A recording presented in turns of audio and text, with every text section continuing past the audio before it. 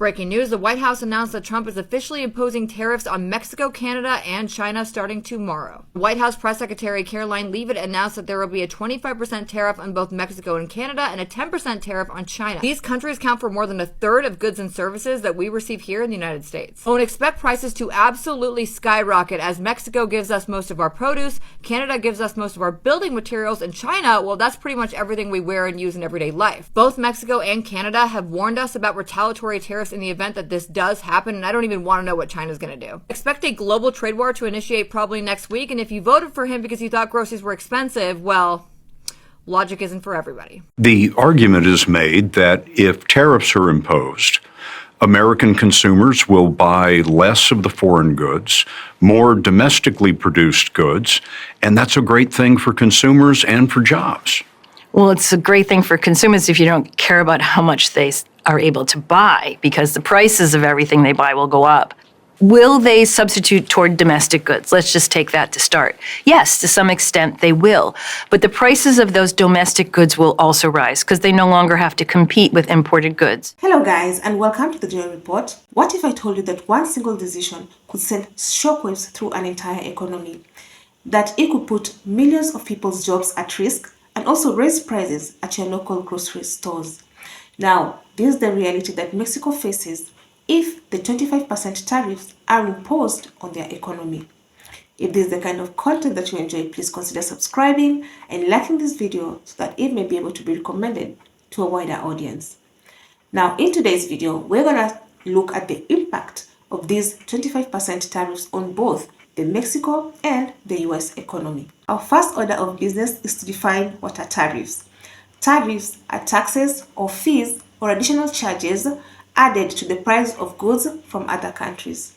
These added prices raises the prices of these goods, which are then passed on to the consumer. We're going to first start by seeing why Donald Trump is imposing or threatening to impose these taxes in the first place. As we speak, President Trump and President Claudia have had negotiations and put a pause on these tariffs for 1 month. We have breaking news right now. Mexico's President Claudia Sheinbaum has said that her country and Donald Trump in the United States have agreed to a deal that will pause tariffs on Mexican goods for 1 month. In a new Twitter post just announced, Claudia Sheinbaum writes, quote, "We had a good conversation with President Trump with great respect for our relationship and sovereignty. We reached a series of agreements. First, Mexico will immediately reinforce the northern border with 10,000 members of the National Guard to prevent drug trafficking from Mexico to the United States.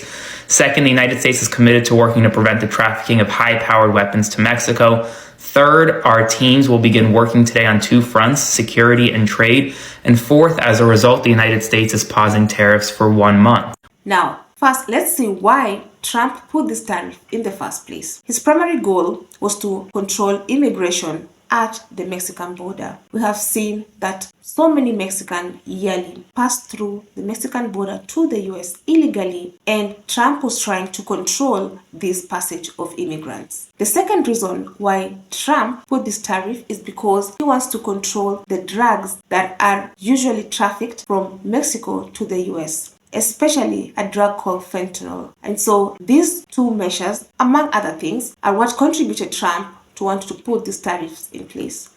Now, we're going to take a deep dive and see how these tariffs will affect both Mexico and US economies, because both of them will be affected. Now, what kind of products does Mexico export to the US? First of all, automobiles and auto parts are a major export of Mexico to the US. We also see that there are agricultural products such as tomatoes, such as berries, avocados, cucumbers, etc. We also have minerals such as silver, and Mexico actually is the largest producer of silver, of which US export quite a lot of it. There are other products also such as plastic, pharmaceutical products such as surgical instruments and prosthetics to the US, which they use in conducting surgeries. So the US benefits quite a lot from Mexico. Now, in case these tariffs are put in place, let's first see how the Mexican economy will be affected. Okay, trade wars. I'm going to try to focus on just trade wars. He just signed an executive order, 25% to the north, 25% to the south. Let's start with the south. I've been paying attention to what a lot of the people who are in the other country down below, Mexico, have to say on tariffs, and they don't want to have to go through that route. They're saying that their own presidents are stupid to think oh, I'm going to just put a tariff on you. They know 75 to 80% of what they make it for one purpose, to send it here where they make more for it. If they sell it in their country, they don't get as much for it. So if the tariff war gets out of hand, they lose hundreds of billions of dollars. Mexico imports over $700 million to the United States. When you do that in reverse, it's less than 50 billion that comes out of the United States and goes into their country. So they know that if you try to go tariff for tariff with Trump, they lose because they import a whole lot more than we do, than we export. There's not a whole lot that comes out of the United States and goes to Mexico. What do they need from us? Everything that comes from us is going to cost a lot more down there. Exactly. So tariffs hurt them way more than they hurt us. They don't want to see a trade war. They're like, that's going to be worst case scenario, 25 times worse for us than it is for the Americans. The Americans can vote with their dollars. If you go to the store and something that's usually imported from Mexico is too expensive. Let's take avocados. I love avocados. I love them on my seafood. They are now almost $10 at Costco. I haven't bought avocados at Costco now going on probably like 3 months. You know why? Because recently you're paying more for them and they're all going black. And really quickly they're going bad. So something's off. So I stopped. I've been buying them at Albertsons, where if I need an avocado today, I can go to Albertsons and the avocados are ripe. One of the only stores I find that, but I'll buy the avocados as I need them because I was just throwing them away. But you see how I vote with my dollars? I changed the way that I used to shop. I don't go to the Costco, the big box store. Now I just go to Albertsons and I grab one or two, whatever I'm going to use, and I use them, and I'm not wasting no money. Yeah, I'm probably paying a little bit more per avocado, but I'm not throwing them away. When the people in Mexico look at it, they're like, yeah, what do we really buy from that country up there? Nothing.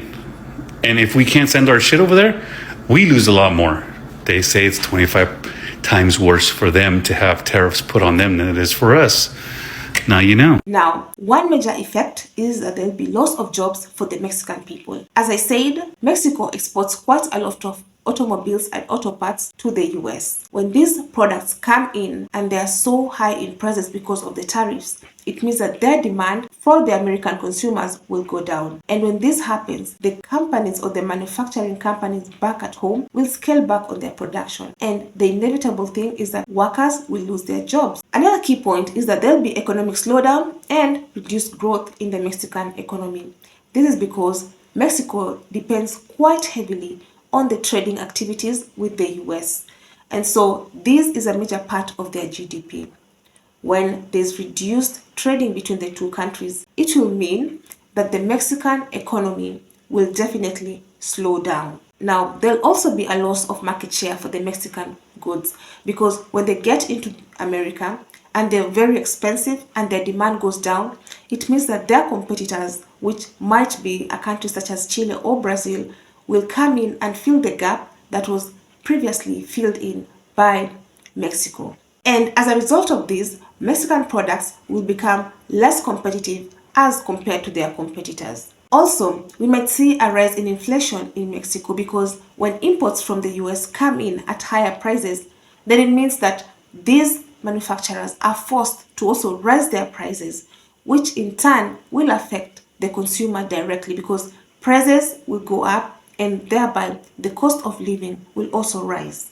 Ultimately, the Mexican peso will go down in value, and a weaker peso means that the cost of imports will be more expensive and thereby cause a rise in inflation.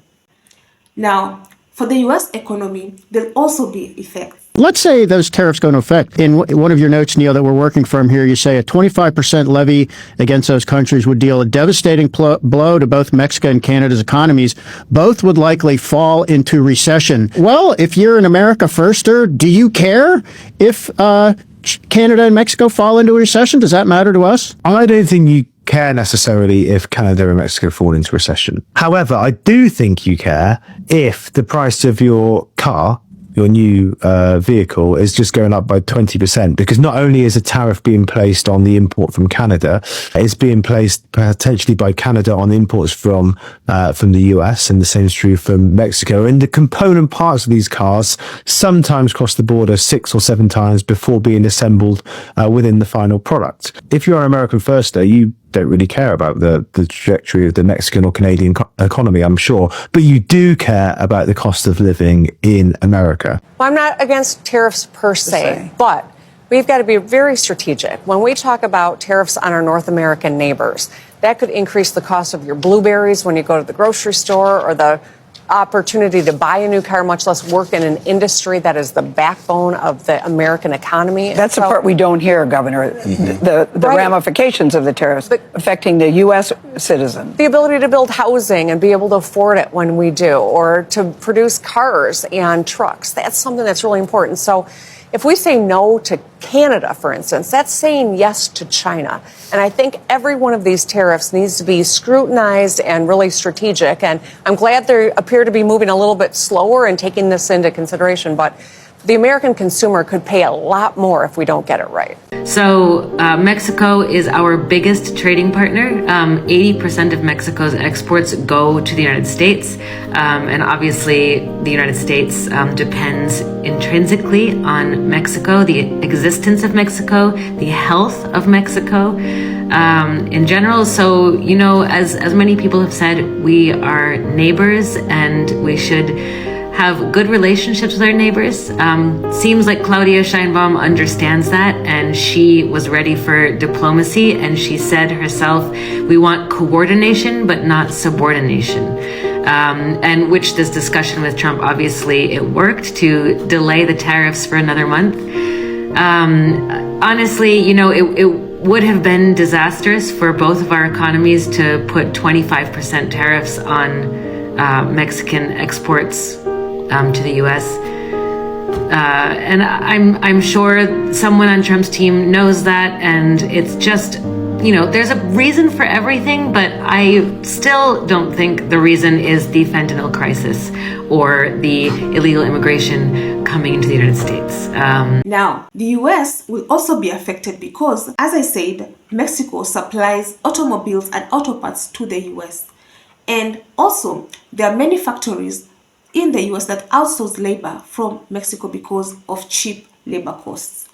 Something else also, it needs these auto parts from Mexico for them to be able to assemble these vehicles in the US.